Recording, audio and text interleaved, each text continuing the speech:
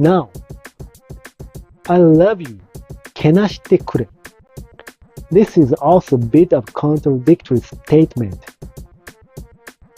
Oh, I forgot to tell you, when a Japanese person starts to talk another Japanese person in English, it means either he's trying to look cool or just goofing around.